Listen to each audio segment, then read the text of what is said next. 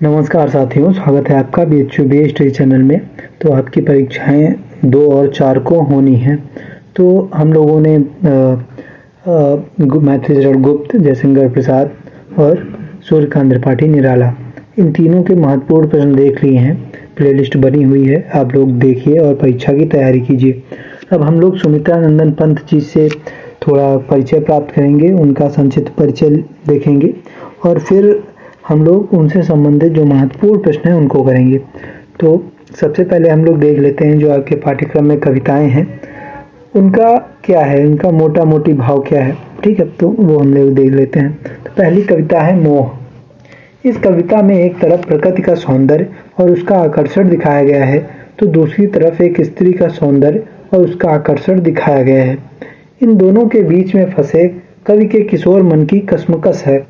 उसकी दुविधा है कि पेड़ों की सुखद छाया और प्राकृतिक आकर्षण को छोड़कर वह किसी बाला अथवा किशोरी के बालों में अपनी आंखों को कैसे उलझाए। तो ये पहली कविता में कवि ने बताया है। दूसरी कविता है प्रथम रश्मि। प्रथम रश्मि कविता में कवि ने सुबह की पहली किरण के साथ प्रकृति में होने वाले प्राकृतिक परिवर्तन का बहुत सुंदर और मनमोहक चित्र प्रस्तुत किया है। जैसे पहली किरण के आने से पहले ही सारा संसार स्तब्ध रह गया था। जड़ चेतन सब एक थे, एक समान थे। ऐसा लग रहा था मानो दुनिया कोई खाली जगह हो। फिर तीसरा है भारत माता ग्रामवासिनी। कवि कहते हैं कि वैसे तो भारत माता की धरती बहुत ही उपजाऊ है, प्राकृतिक संपदा से समृद्ध है, किंतु भारतवासी निर्धन है, उनका मन कुंठित है।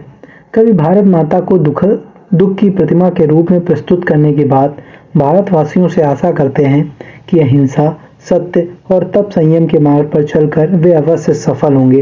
तो ये तीनों कविताओं का संक्षिप्त में परिचय हो जाएगा।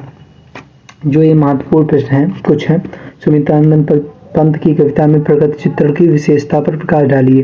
ठीक है, तो ऐसे करके टोटल 5 प्रश्न हैं, हम लोग 2 दिन में ये प्रश्न कर डालेंगे। ठीक है, उसके बाद फिर इसके बाद महादेवी वर्मा ही बचती हैं, तो उसको भी हम लोग 23-24 में संभवतः कर लेंगे।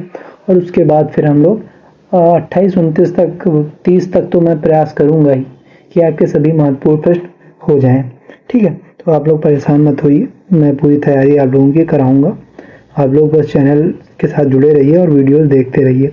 तो आइए इनके संक्षिप्त जीवन परिचय पर प्रकाश डालते हैं, नजर डालते हैं और इनसे संबंधित महत्वपूर्ण प्रश्न भी, महत्वपूर्ण रचनाएं भी देख लेते हैं, क्योंकि 1-2 नंबर के प्रश्न पूछे जा सकते हैं। तो इनका जन्म 1900 ईस्वी में कौसानी अल्मोड़ा नामक कौसानी जगह अल्मोड़ा में उत्तर प्रदेश में जो कि स्थित है वहाँ पे हुआ था। इनका पुराना नाम गोसाई दत्त था। ठीक है, इनकी मृत्यु 1977 ईस्वी में हो गई थी। घर पर ही हिंदी, संस्कृत, बांग्ला और अंग्रेजी का अध्ययन किया। पंत को प्रकृति का सुकुमार कवि कहा जाता है। उनकी छायावादी कविताओं में प्रकृति और सौंदर्य के अत्यंत अभिभूत कर देने वाले चित्र मिलते हैं। पंत के काव्य में सर्वप्रथम काल, उसके उपरांत विचारों का और अंत में भावों का स्थान मिलता है। समय का, फिर विचारों का, फिर भावों को स्थान मिलता है। उनके काव्य में शिल्प का बहुत महत्व है।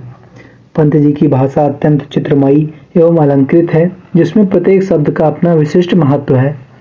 वर्ण, गंध, ध्वनि, नाद का इन्होंने अपनी कविता में सजीव चित्रण किया है।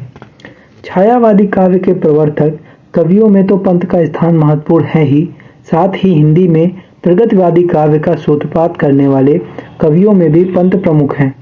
चिदम्बरा पर पंत को 1968 में ज्ञानपीठ पुरस्कार से, कला और बूढ़ा चांद पर साहित्य अकादमी पुरस्कार 1960 से सम्मानित किया गया। ठीक है, तो ये महत्वपूर्ण फैक्ट है। 1961 ईस्वी में पद्म विभूषण से सम्मानित किए गए। तो अब इनकी रचनाएं देख लेते हैं। उच्छ्वास 1920 ईस्वी में, ग्रंथि, वीणा, पल्लव और गुंजन छायावादी काव्य संग्रह है। मतलब ये चूंकि 1900 ईस्वी से 1977 ईस्वी तक इन्होंने इनका जीवन काल रहा, तो जो छायावादी युग है वो 1918 से 1936 ईस्वी तक चला। ठीक है, तो उसमें भी उन्होंने कई कविताएं लिखी जो कि ये हैं उच्छ्वास, ग्रंथ, वीणा, पल्लव और गुंजन। ठीक है, ये इनके छायावादी काव्य संग्रह हैं। फिर उसके बाद फिर प्रगतिवाद आता है। जो कि 1936 से 1943 ईस्वी तक चलता है। तो उस समय जो इन्होंने रचनाएं की वे हैं युगांत, युगवाणी और ग्राम्या। प्रगतिवादी या मार्क्सवादी दर्शन से प्रभावित काव्य कृतियां हैं ये। ठीक है। प्रगतिवाद के मुख्य पत्र रूपाभ का संपादन भी नरेंद्र शर्मा के साथ पंत ने किया। रूपाभ पत्रिका है। रूपाभ में उनकी प्रगतिवादी विचारधारा की पोषक कविताएं ही छपी हैं। ग्राम्या से आगे की अपनी काव्य यात्रा में पंत जी अरविंद दर्शन से प्रभावित होकर भौतिकवाद और अध्यात्मवाद का समन्वय करना चाहते हैं। स्वर्ण किरण, स्वर्णधूलि, उत्तरा, अतिमा आदि रचनाओं में पंत ने अरविंदवादी धारणाओं को रूपक या प्रतीक के माध्यम से व्यक्त किया है। लोकायतन उनका महाकाव्य है। ठीक है। तो जैसे अगर प्रश्न पूछ लिया जाए कि पंत के महाकाव्य का नाम बताइए तो आप लिख सकते हैं लोकायतन, और ऐसे ही प्रश्न पूछे जाते हैं।